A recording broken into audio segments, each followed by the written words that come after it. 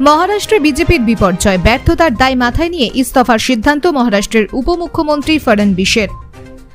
দেশে এবারের লোকসভা নির্বাচনে ধাক্কা খেয়েছে বিজেপি। যেসব রাজ্যে বিজেপির ভরাডুবি হয়েছে তার মধ্যে অন্যতম মহারাষ্ট্র।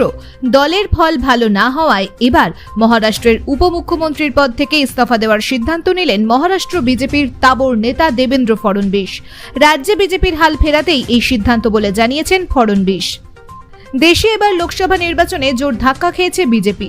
যেসব রাজ্যে বিজেপির ভরাডুবি হয়েছে তার মধ্যে অন্যতম মহারাষ্ট্র। দলের ফল ভালো না হওয়ায় এবার মহারাষ্ট্রের উপমুখ্যমন্ত্রীর পদ থেকে ইস্তফা দেওয়ার সিদ্ধান্ত নিলেন দেবেন্দ্র ফড়নবীশ। মহারাষ্ট্র সরকারের উপমুখ্যমন্ত্রীর কুর্সি ছেড়ে দলের সাংগঠনিক কাজে মন দিতে চান তিনি। এই যুক্তি দেখিয়ে ইস্তফার প্রস্তাব দিয়েছেন ফড়নবীশ। এই বছরের শেষে সেই রাজ্যে বিধানসভা নির্বাচন হয়েছে। তার আগে রাজ্যে বিজেপির হাল ফেরাতে এই সিদ্ধান্ত বলে জানিয়েছেন ফড়নবীশ। সাংবাদিক বৈঠকে ফড়নবীশ বলেন, মহারাষ্ট্রে যা ফল হয়েছে তার দায় আমার। আমি দলকে নেতৃত্ব দিয়েছিলাম। বিজেপির শীর্ষ নেতৃত্বকে আমার অনুরোধ, সরকারের দায়িত্ব থেকে আমায় অব্যাহতি দেওয়া হোক, যাতে আসন্ন নির্বাচনে দলের হয়ে ভালো কাজ করতে পারি।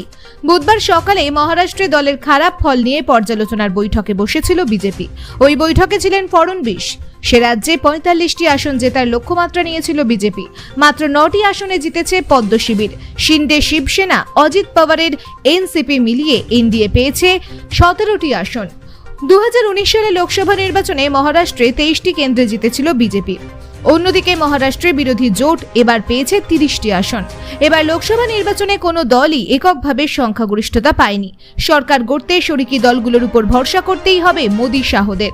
আজ বৈঠকে বসেছে এনডিএ শিবির। অন্যদিকে সরকার গড়তে জোর তৎপরতা চালাচ্ছে বিরোধী জোট ইন্ডিয়া শিবিরও। এনডিএর ঝুলিতে রয়েছে ২৯২টি আসন, ইন্ডিয়া পেয়েছে ২৩৪টি আসন এবং অন্যান্যরা পেয়েছে ১৭টি আসন। Bureau report barrack 10 TV. मैं ऐसा मानता हूं कि देश में अच्छे रिजल्ट यहां पर आए, लेकिन महाराष्ट्र में निश्चित रूप से कुछ कमी रही है।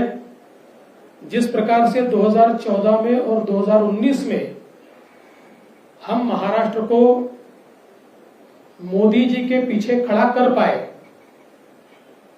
उसमें एक बड़ी कमी इस चुनाव में आई है।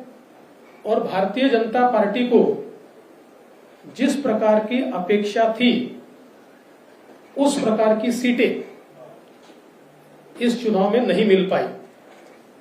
हम लोगों का मानना ऐसा है कि इसके कई कारण हैं, लेकिन उन कारणों की ओर जाने से पहले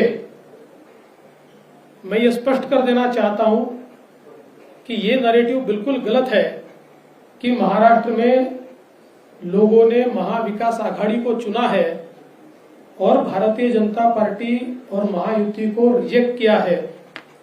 अगर हम आंकड़े देखें तो हमारे ध्यान में आएगा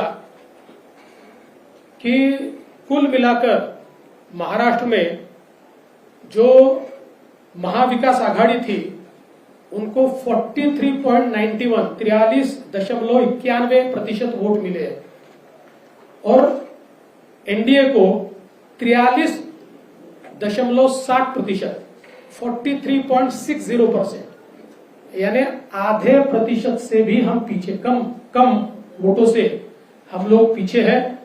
तो इसका मतलब यह है कि दोनों को लोगों ने समान वोट दिए हैं, कहीं पर भी हमको रिजेक्ट किया है, इस प्रकार की परिस्थिति नहीं है। अगर हम इसको वोटों में तब्दील करें तो महाविकास आघाड़ी को 2,50,00,000 वोट मिले हैं और हमें 2,48,00,000 वोट मिले हैं, यानी मात्र 2 लाख वोट हमको कम मिले हैं। लेकिन सीटों का अंतर इन 2 लाख वोटों का ऐसा है, या इस आधे दशमलव का ऐसा है कि महाविकास आघाड़ी को 30 सीटें मिली है और हमें मात्र 17 सीटें मिली है।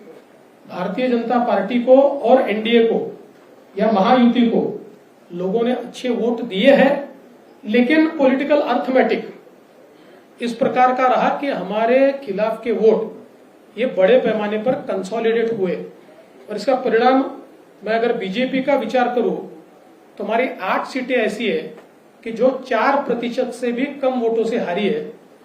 करीब 6 सीटें ऐसी है जिसमें 30,000 से कम मार्जिन से हम हारे हैं और 2000 से 4000 से 6000 से हारने वाली भी सीटें हमारी है।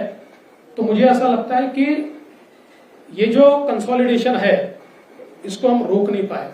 और साथ साथ महाराष्ट्र में चूंकि एक प्रकार से भारतीय जनता पार्टी की सारी जिम्मेदारी महाराष्ट्र में एक लीडर के रूप में मेरे ऊपर थी, तो ये जो हमारा महाराष्ट्र में डिबैकल हुआ है या जो हमें एक प्रकार से हार मिली है, हमारी सीटें कम हुई है, इसकी पूरी जिम्मेदारी ये मेरी है। मैं इस जिम्मेदारी को स्वीकारता हूं।